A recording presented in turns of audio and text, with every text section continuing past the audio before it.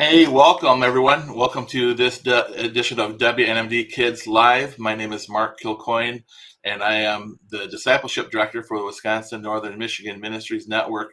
And today we're going to be talking about our upcoming Kidmin Training To Go, and we're also going to be talking about Kids Blast. And I have a couple of guests with us that we're going to introduce you to in just a moment. A couple things, if you are watching here and you'd like to send us a message, go ahead and write your message in the message box right next to you there, and we can answer any questions you may have. So without further ado, let me introduce you to who we have with us here today. We have Jenn Hewitt with us. And Hey. Jenn, tell us where you serve. Serve in Port Edwards, Wisconsin, which is central, dead center of the state. So she's the children's pastor there. And Jenn is going to be one of our presenters for Kidmin Train To Go, and we'll talk with her in just a little bit more. And Adair, tell us a little bit about who you are. So I am Mark's admin. So when you have questions about events, I'm the person you call. Yes, and so call anytime during the day. We'll be glad to answer your questions. Call, leave a message, whatever. We'll be glad to talk with you about those things. Today, we want to talk about something that we're doing brand new in our network, and that is Kidmin Training To Go. And Kidmin Training To Go is going to be a training session that's going to be online. We're going to have 8 sessions, and I think I can show you that on the screen right here. Let me show you that right here. We have 8 sessions we're going to have coming up, and the first 2 that we have coming up are February 8th at 7 p.m. with Philip Hahn, and then March 1st at 7 p.m. with Jenn Hewitt. And those sessions are going to be live on, just like we are right here. We're going to have those live for you to watch and to see. But we wanted to let you know that those sessions are not just live, but they'll also be recorded, and you can use them with your Kidmin team anytime, any way that you would like.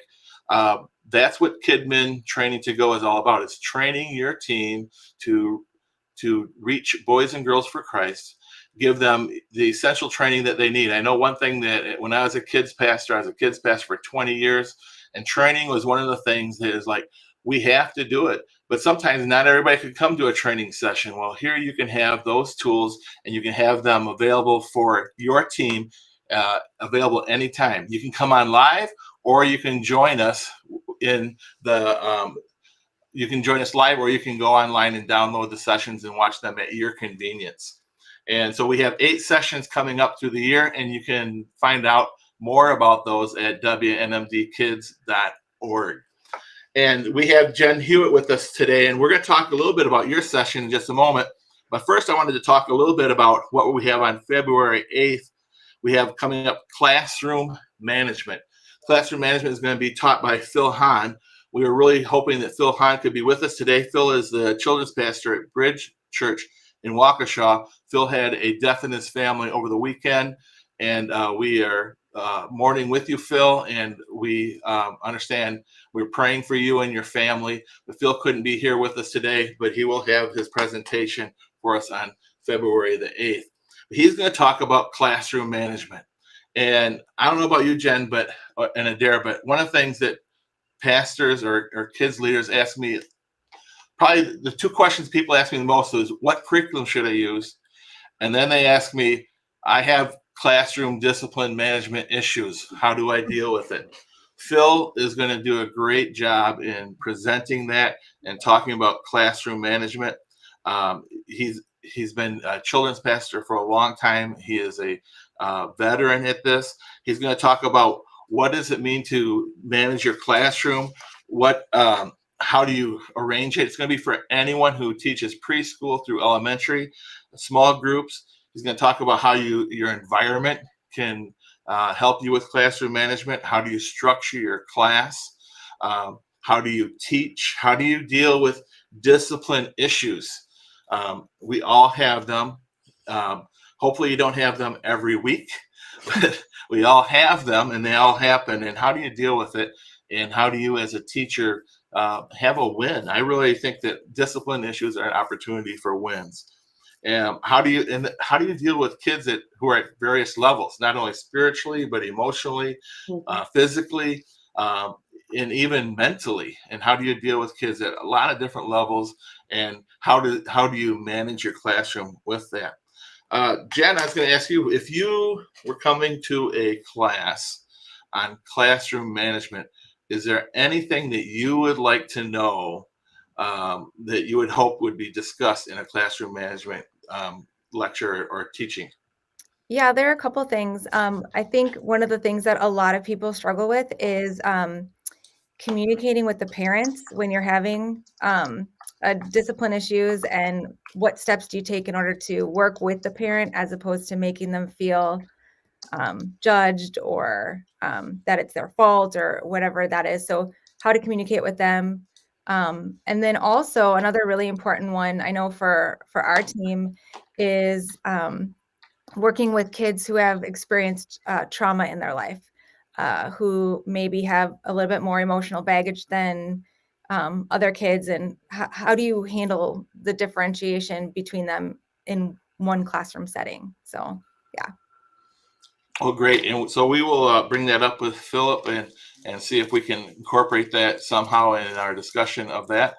Adair, is there any question that you would have if you were to attend a class on classroom management? What would you hope would be covered in that class?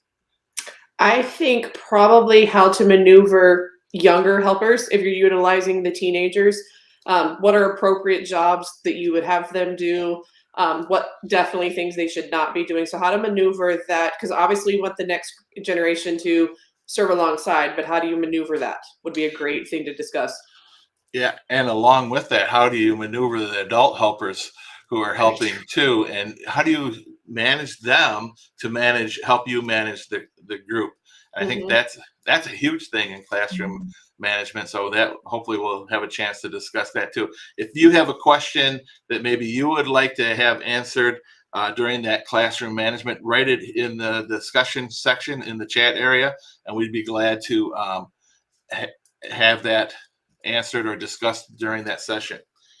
The second session that we have coming up is going to be with Jenn Hewitt, and we're going to do a missions panel, and we're going to be talking about developing a heart of compassion in boys and girls. And before we do that, you guys all know this, and maybe some of the people that are watching know this, but we just want to celebrate this a little bit. Here in Wisconsin, Northern Michigan, we had the boys and girls this last year. For those of you that don't know this, we participate in missions by praying, by giving, and going. And we pray for our missionaries. We support our missionaries financially.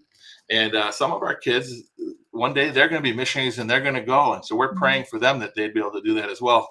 But this last year in missions for BGMC, Boys and Girls Missionary Challenge, we raised over $245,000.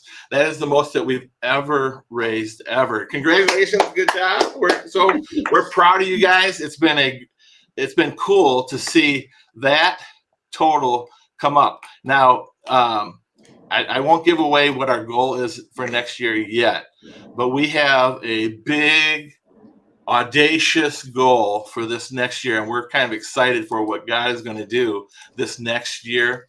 I'm teaming up with our youth ministry, and we have a big, giant number that we would like to see. The thing is, for me, is that we want to see our missionaries be the most well-equipped missionaries around the world. That they don't say, I wish I had this so that I could reach this people group. We want them to have the things that they are needing. And so, Jen, you just met with some missionaries who that are from Uruguay, correct? Yes. And maybe you can tell us a little bit about that before we talk about your class. Yeah. So Trent and Tina Morrow are their names. They're amazing missionaries that we got to spend a week with. They are in the country of Uruguay, which I just learned a little while ago that is considered it was considered the graveyard of missionaries because it's such an atheist country. So any missionary that was there, it was like they would get burnt out. And I believe the Morrows have been there for over 15 years, which has been pretty awesome. They work with kids, which they also pioneered the way as far as missionaries who work with kids and not just like, planting a church. So yeah, it's been cool. Do you want me to tell about our project? Yeah, you can tell about probably. I have a video too, so if you just tell me when you want me to play that, I'll play that. So. Yeah, so here in our district, we are super blessed to have an amazing campground at Spencer Lake. And we also have resources where we can do Kidmin training and all of those things.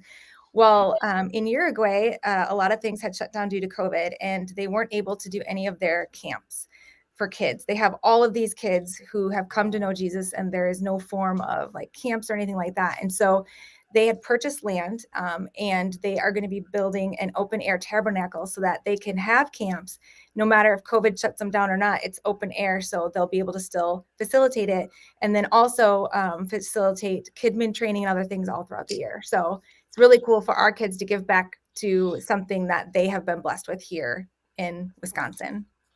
Amen. So yeah, we're excited to partner with that. There's a couple projects down there, and let me show the video here.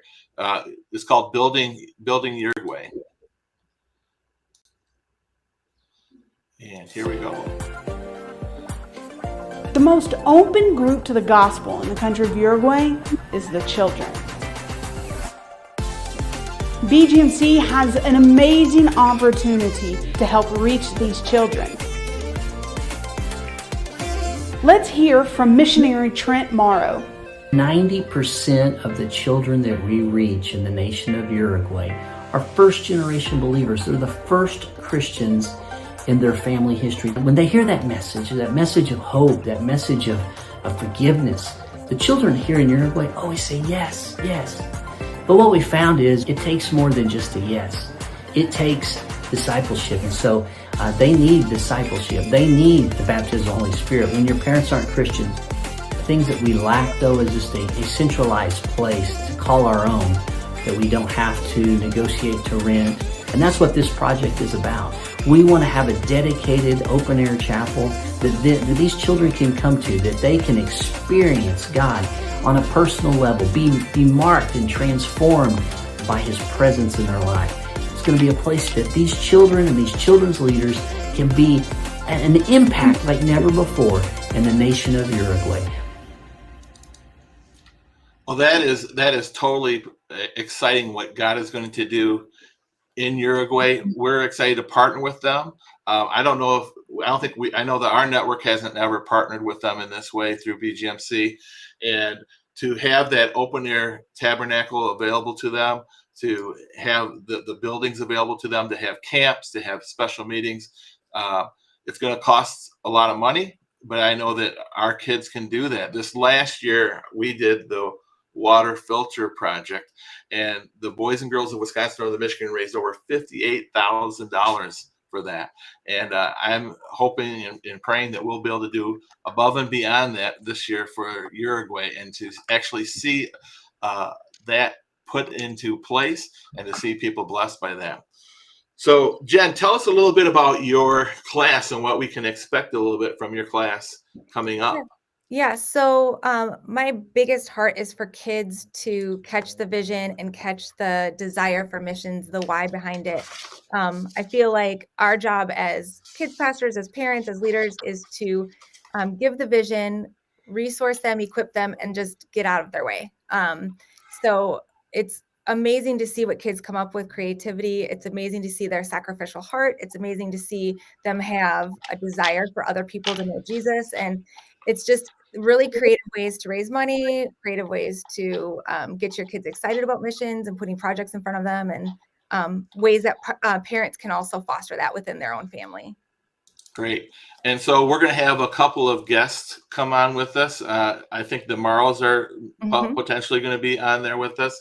I have a pastor who's going to come on. I have a pastor that's going to come on. I just did a crazy thing for BGMC and missions, and his heart for missions is huge.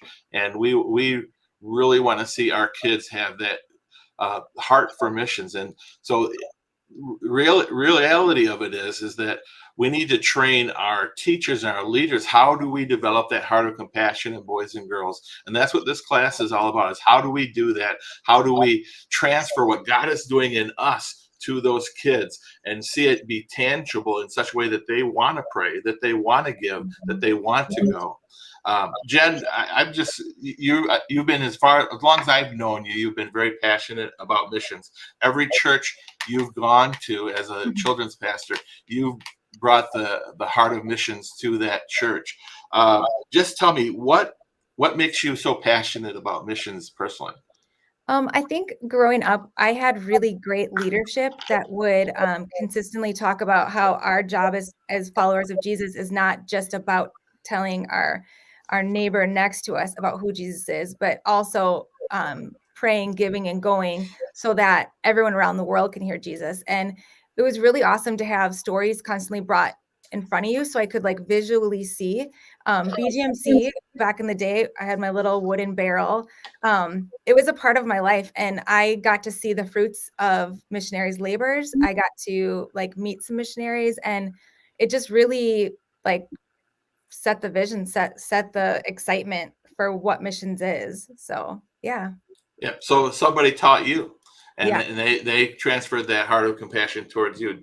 Adair, did you have any questions for Jenn before we move on to the I next think thing? she's pretty much covered it. I'm excited for this because my many years as a children's pastor, pioneering for BGMC, I'm right there with you. Mm-hmm. Yeah. And so one of the things that I think sometimes people can maybe get confused a little bit is, a lot of times we talk about, we raised 200, well, we don't talk about it all the time. We've only talked about it once. We raised $245,000 for missions. And we can sometimes think, well, that's the goal.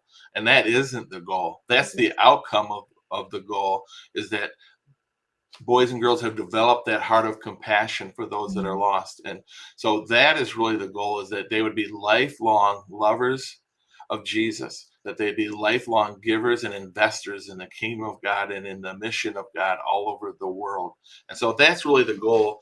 And the giving, where your heart is, that's where your treasure is going to be. And we want to see God just invade the heart of boys and girls and the compassion of boys and girls, that they would say, I want to follow Jesus, and I want to help other people follow Jesus as well. And so that's really the heart of compassion that we're really hoping to develop. So we're going to talk about how do we do that practically and make it work. It's part of this training series, Kidmin Training To Go.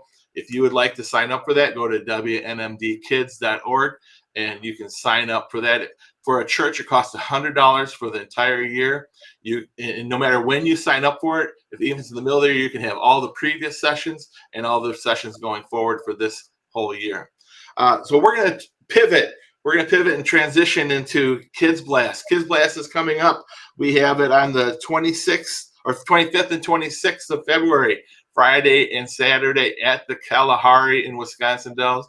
Great place for a kid conference, 3rd through 6th graders. But we want you to know that our room block is filling up, and it is going to close on Thursday, January 27th. It will be closed. You can't get another room, at least for our special room block price. There's only 29 rooms left as of yesterday. And so we want to encourage you to get those rooms and sign up for those. Also, registration is due that day. However, you can still sign up for Kids Blast after the registration date. It's a $5 added fee for that. If you have questions about that, send in your questions and ask. We'll be glad to have answer those questions for you. Also, we wanted to talk a little bit about a couple tips for people for Kids Blast. I have a couple tips, but maybe I'll start with Jenn. You have a couple tips for people attending Kids Blast? Yeah, the great thing about Kids Blast is every year you kind of like get better and better at like tweaking. And I think this is my 18th or 19th year at Kids Blast, which is insane to me. So you started when you were a teenager, right? And I went as a helper. Yeah, right. I was 10, I think, right? We'll go with that.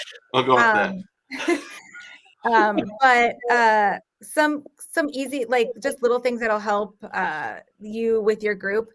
First thing I always do is I create little luggage tags for my kids with their name on it, and they're color coded. And when they check in at our church, they pop it on, and that lets me know whose room they're in. And we kind of like put them together, which is just helpful because everyone's grabbing duffel bags and they don't know whose it is, and that hot mess. The other thing is we have our kids bring a bag lunch to eat once we get at the Kalahari, so that when myself or one of our other leaders are checking in all the rooms, it can be kind of a process that takes a little bit, usually about 25-30 minutes sometimes. Our kids are sitting right in an area and they're eating their lunch, so they're occupied and they're not driving you crazy, asking every 5 seconds when you're going to get to go to the water park. And then the last really thing that I have a million tips you can always email, but when we go to the water park, when we designate our one area that our group is in, I just bring a little table tent sign that has our church name and city on it, because a lot of times kids, that's our meeting point at different areas, and they check back and it's super visible. It's not like, I think this is our stuff, I don't know, so just little things. Adair, you have a couple tips? I do. I have kind of the more practical side to speed up your process for once you get to Kalahari. As Jen said, that checking into your hotel or getting to check in can be somewhat of a long process. There's 2 really important forms that I want to make sure that people remember. They are the form that let's say I'm making a room reservation for Jen because she doesn't have a credit card. There's a form that you need to bring that gives the credit card authorization for anybody of the church if the person that made the reservation is not there with you. And that's really important. If they don't have that, you might as well just get to the back of the line and try again. And then you also want to make sure that you bring your tax exempt certificate. And both of those forms, if you're kind of confused where those are, if you go to that website that Mark's talks about, the WNMDkids.org, we have a great frequently asked questions section. And those are 2 specific questions on there that'll help you. Yes. So if you go to WNMDkids.org, I can show you that section, I think right here. Yeah. We have the frequently asked questions section. You can go and check those questions out. A lot of good questions on there. I have a few tips. First one is this. I talked about the room block being let go on Thursday, the 27th of January. One of the things that you may want to do, just because your rooms aren't full, don't cancel a room. Try to get more kids. That'd be great.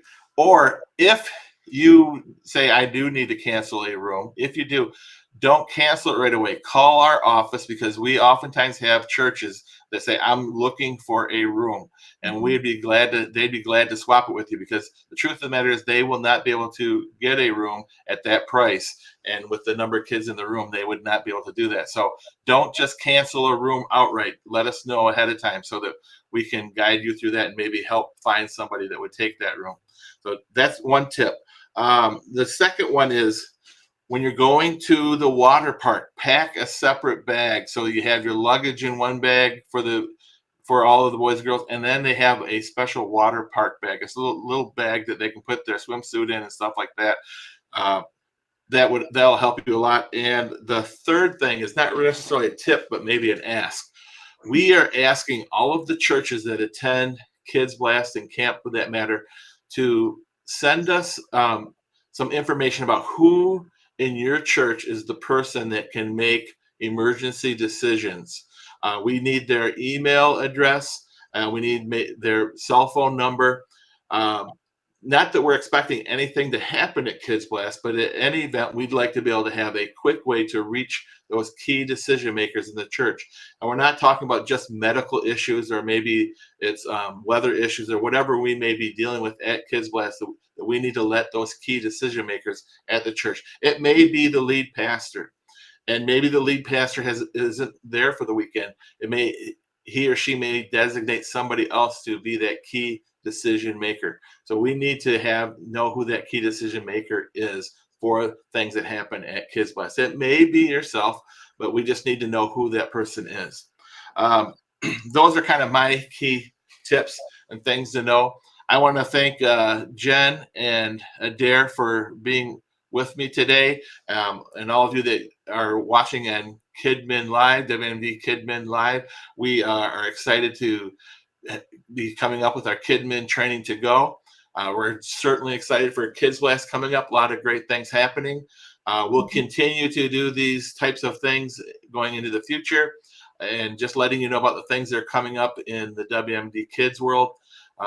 If you have questions, email us. Mine is super easy. It's mark@WNMDag.org, or Adair, the same thing, WNMDag.org. Thanks, Jenn, for joining us. You're We're welcome. Oh, I forgot to mention one other thing. Jenn is also going to be our MC at Kids Blast. And so we get to see a lot of Jenn in the next couple of weeks. Sorry. Sorry. All right. Wonderful. Hey, thanks again for joining us. And if you have any questions, feel free to reach out to us. Oh, Jennifer Brow, thanks for joining us. We're glad that you were able to join us. Bless you. I just saw that Jennifer joined us through Facebook. We have this available through Facebook and YouTube at the same time. So thanks for joining us, Jennifer. And those of you that didn't write in, you should have. All right. Thanks. Bless you guys. Bye-bye. Bye.